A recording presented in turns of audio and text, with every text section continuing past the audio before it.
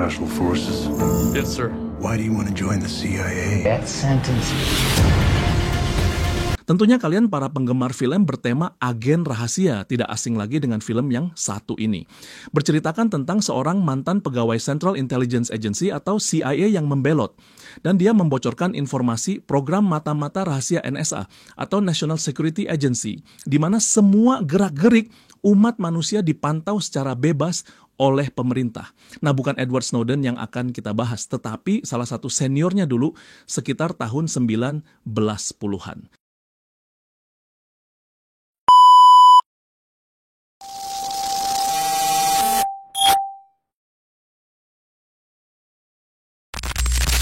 Jadi gini ceritanya, bayangkan sebuah dunia di mana hampir setiap langkahmu dipantau, setiap gerakanmu dihitung.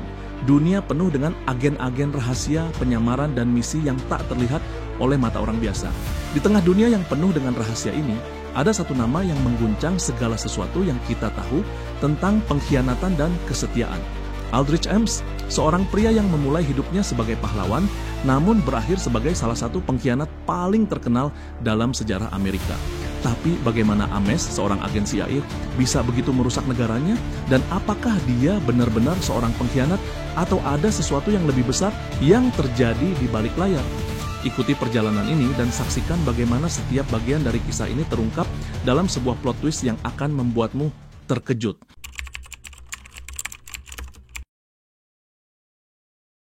Aldrich Hazen Ames lahir pada 26 Mei 1941 di Wisconsin, Amerika Serikat. Tumbuh di lingkungan yang penuh dengan intrik dan diplomasi, Ames tidak asing dengan dunia pemerintahan sejak usia muda. Ayahnya adalah seorang pejabat Kementerian Luar Negeri Amerika Serikat yang sering berpindah-pindah tempat karena tugasnya. Ini memberikan Ames perspektif yang luas tentang dunia luar dan bagaimana kekuasaan beroperasi. Tapi apa yang tampak sebagai latar belakang biasa bagi seorang agen potensial CIA ternyata menyimpan cerita yang jauh lebih gelap. Setelah lulus dari Universitas Denver, Ames kemudian bekerja di CIA pada tahun 1962. Pada awal karirnya, Ames digambarkan sebagai agen yang penuh potensi, cerdas, dan berambisi. Tapi di balik semangat itu, ada sesuatu yang tak terlihat, sebuah ketidakpuasan yang lambat laun mulai muncul. Ames merasa kurang dihargai dan bahkan lebih buruk. Dia merasa tidak puas dengan gaya hidupnya yang sederhana. Gaji yang didapat tidak cukup untuk memenuhi impian hidup mewah yang ia dambakan.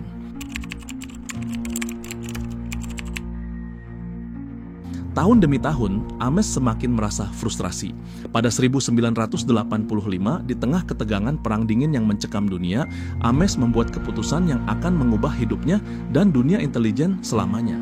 Terhimpit masalah finansial dan mungkin juga keinginan untuk mendapatkan pengakuan lebih, Ames mulai mempertimbangkan jalan gelap.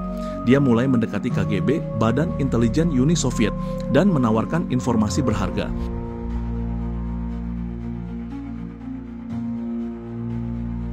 Awalnya, Ames hanya memberi informasi dasar, informasi yang tidak terlalu sensitif.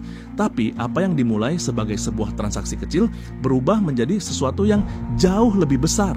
Ames mulai memberi bocoran yang jauh lebih penting, nama-nama agen CIA yang sedang bekerja di Soviet, lokasi operasi rahasia, dan berbagai informasi strategis yang dapat mengubah jalannya perang dingin.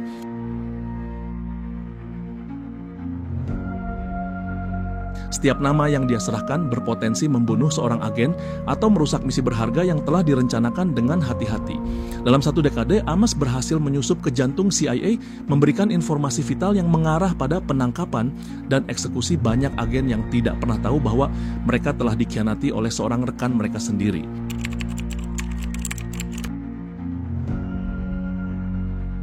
Namun, Ames tidak hanya hidup dalam bayang-bayang sebagai seorang pengkhianat. Dia tetap memimpin kehidupan ganda yang sempurna. Di luar, Ames adalah seorang pria dengan keluarga yang tampak bahagia. Seorang istri asal Kolombia, Rosario, dan 2 anak. Kehidupannya terlihat normal, bahkan cukup mewah berkat uang yang dia terima dari KGB.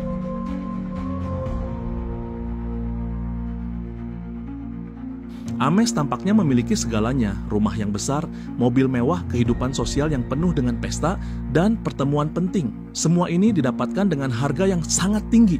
Harga yang tidak hanya membahayakan Amerika Serikat, tetapi juga menyentuh hidup mereka yang bekerja di belakang layar, di tempat-tempat yang tidak ada yang tahu.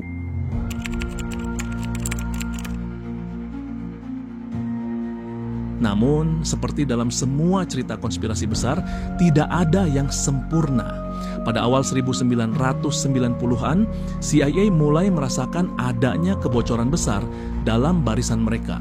Agen-agen yang bekerja di luar negeri terancam, dan penyelidikan mulai menunjukkan bahwa ada seseorang di dalam yang telah menyusup dan membocorkan informasi berharga. Investigasi ini bukanlah perjalanan yang mudah. Selama bertahun-tahun Ames berhasil mengelabui banyak orang. Namun akhirnya beberapa kesalahan yang tidak dapat dijelaskan memicu penyelidikan yang lebih dalam. Munculnya pola-pola yang tidak konsisten dalam gaya hidup Ames, peningkatan kekayaannya yang mencurigakan, dan kegagalannya untuk menjelaskan beberapa transaksi yang sangat besar akhirnya membuka jalan menuju penangkapan.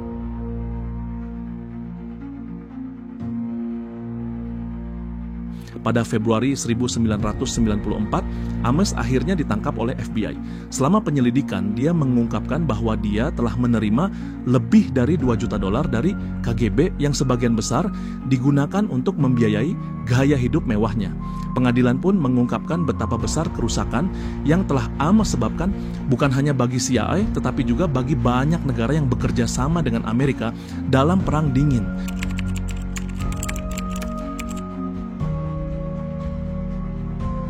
Namun meskipun Ames telah ditangkap, banyak pertanyaan yang tetap belum terjawab. Beberapa teori konspirasi mulai bermunculan. Apakah Ames benar-benar bekerja sendirian? Atau mungkin ada pihak lain yang memanfaatkannya sebagai pion dalam permainan yang lebih besar? Ada yang berspekulasi bahwa Ames mungkin bukan hanya seorang pengkhianat, tapi juga korban dari permainan besar yang melibatkan kekuatan-kekuatan internasional.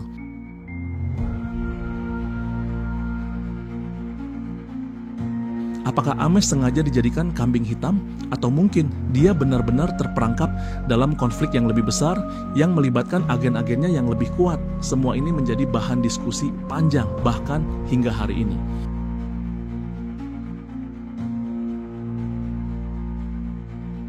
Guys, sebelum kita lanjut, kami sangat berterima kasih atas dukungan kalian. Sini bisa dukung kami dengan subscribe, like, dan share-nya. Di penjara Ames kini menjalani hukuman seumur hidup tanpa kemungkinan pembebasan. Meski dihukum, hidupnya tetap menjadi bahan spekulasi. Beberapa orang percaya bahwa dia hidup dengan penyesalan mendalam, sementara yang lain beranggapan bahwa dia tidak menyesal sama sekali, dan bahwa Ames mungkin sudah menerima kenyataan bahwa dia hanyalah sebuah pion dalam permainan yang lebih besar.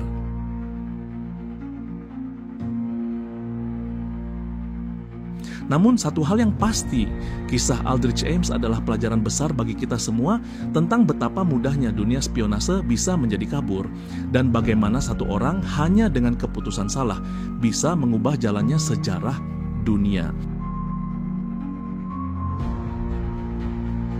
Jadi, apakah Aldrich Ames benar-benar seorang pengkhianat atau hanya korban dari permainan kekuatan global? Itu pertanyaan yang masih menggantung hingga hari ini. Dan jika ada satu hal yang bisa kita pelajari dari kisah Ames, itu adalah ini. Di dunia yang penuh dengan rahasia, tidak ada yang benar-benar tahu siapa yang mengendalikan siapa. Karena dalam dunia spionase, setiap kisah selalu memiliki dua sisi.